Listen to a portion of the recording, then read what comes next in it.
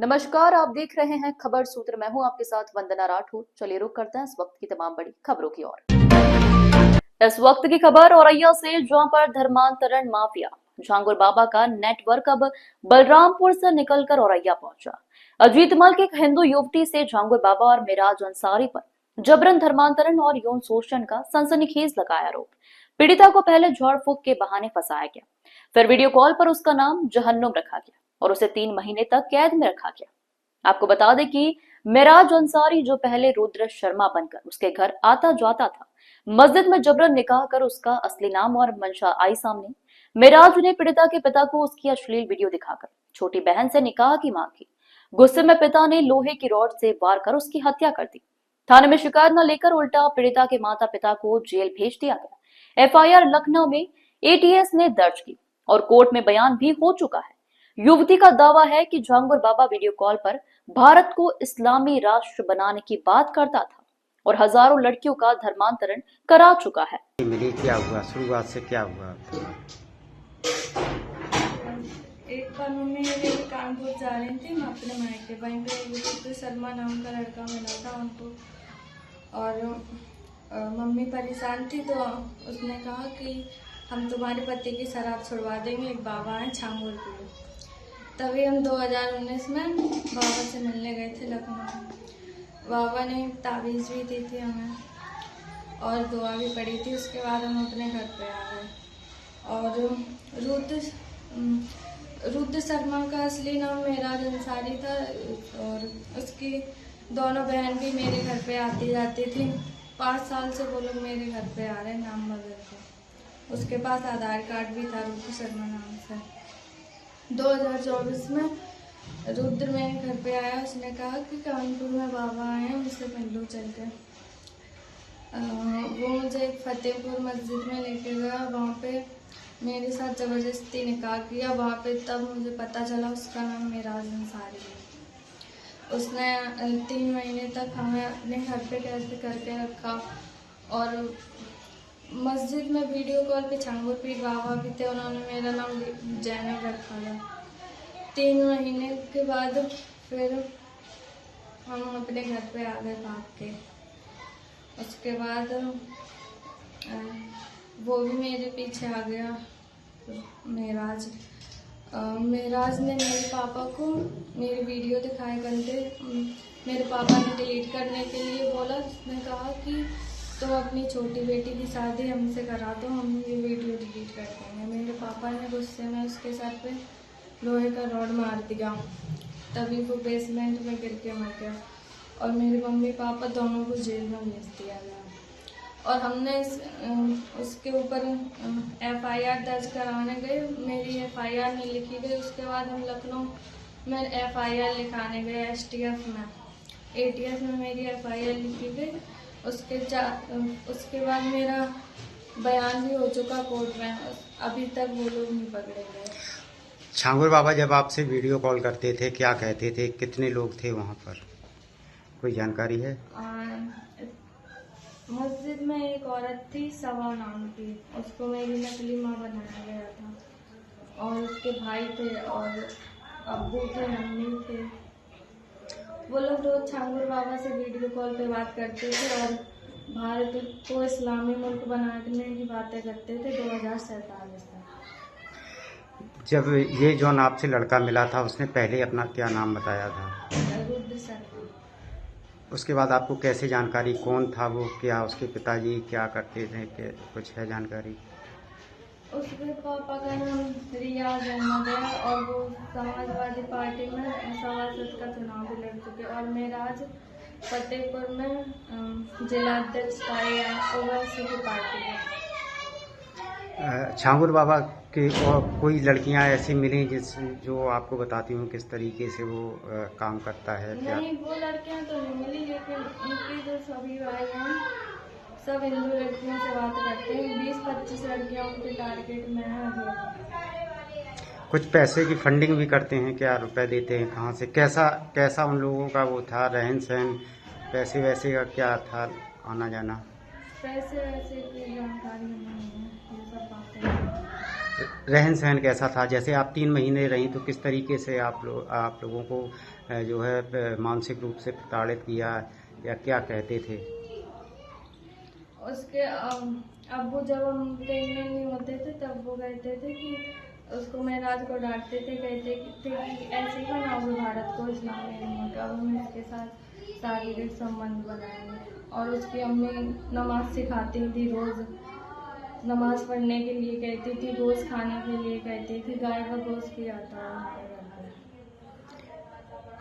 कभी आपको ये लगा कि और भी लड़कियां उनके टच में रही होंगी, महराज या उनके जो? बहुत सारी लड़कियां हैं उनके टारगेट में अभी भी, और एक तो कानपुर की है नैना, वो उनके घर भी आती जाती है, उसका पूरा ब्रेन वॉश कर दिया उन लोगों ने।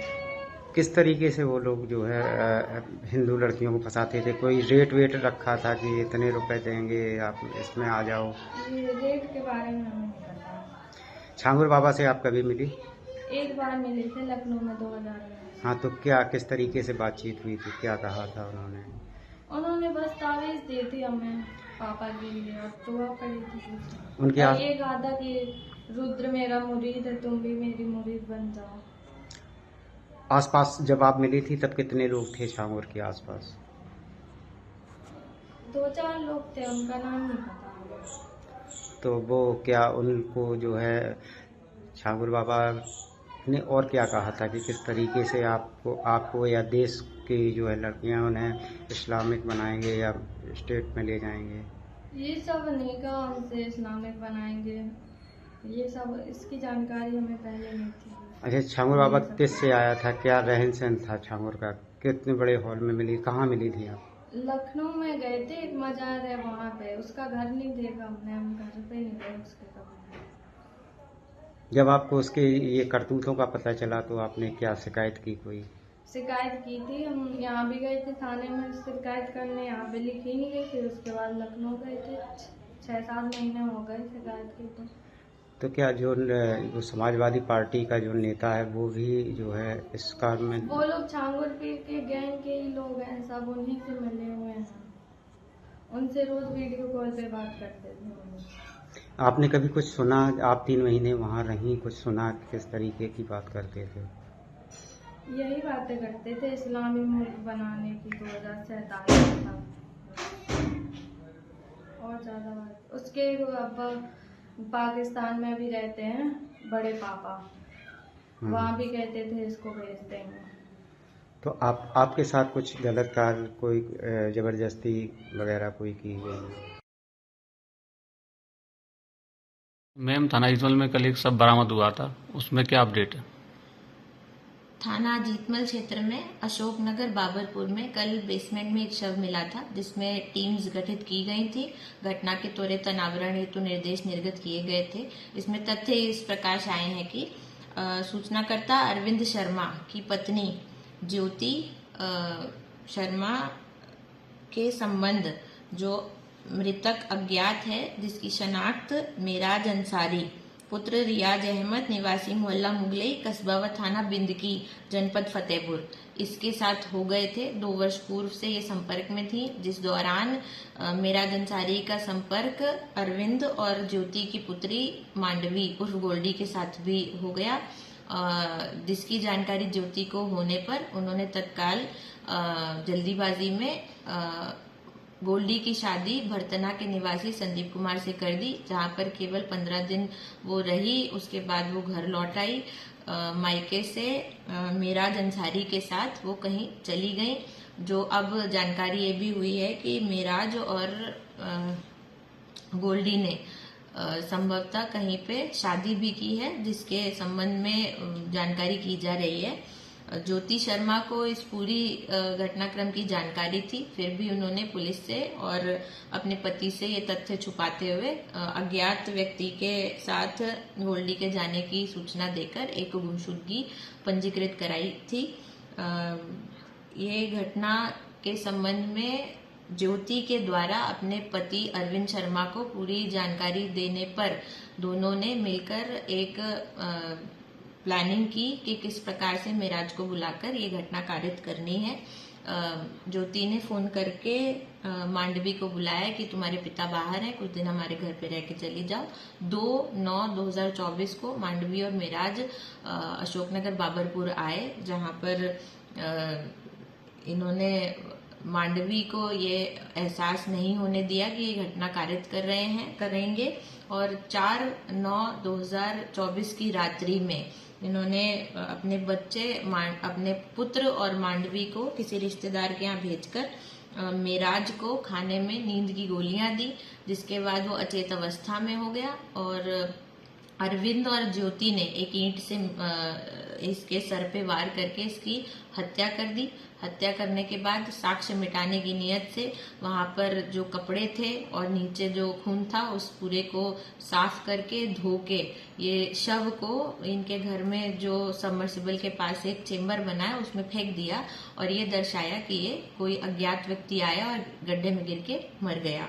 इसकी पूरी जानकारी और शनाख्त होने के बाद मेराज अंसारी के परिवार को सूचना दी गई, जिन्होंने थाना जीतमल पे आकर अंजल अंसारी ने लिखित तहरीर सूचना अरविंद शर्मा और ज्योति शर्मा के विरुद्ध दी है, जिसमें समीचीन धाराओं में अभियोग पंजीकृत करके दोनों नामजद अभियुक्तों की अरेस्टिंग कर ली गई है। अरेस्टिंग के उपरांत जो हत्या के दौरान प्रयोग किया गया आला कतल खून आलूदा ईंट को अभियुक्तों की निशानदेही पर बरामद किया गया। मौके पर खून आलूदा चादर और मृतक के कपड़े मिले हैं। इनके द्वारा मृतक के फोन को उसकी पहचान छुपाने की नीयत से तोड़कर जलाया गया, जो अध जला मोबाइल फोन भी पुलिस ने इनकी निशानदेही पर बरामद कर लिया गया है। नींद की जो गोलियां इन्होंने खाने में मिलाकर दी थी वो बची हुई सब्जी और जो नींद की 4 गोलियां बची हैं वो भी पुलिस के द्वारा मौके से बरामद की गई है। पूरी घटना को 24 घंटे के अंदर वर्कआउट किया गया। इसके लिए थाना जीतमल और एसओजी की टीम को 25,000 का पुरस्कार घोषित किया जा रहा है। मौके पर शांति व्यवस्था कायम है। जो शव का पोस्टमार्टम है उसको वीडियो रिकॉर्डिंग और पैनल से कराया जा रहा है। पूरे प्रकरण में अग्रिम विधिक कार्रवाई प्रचलित है।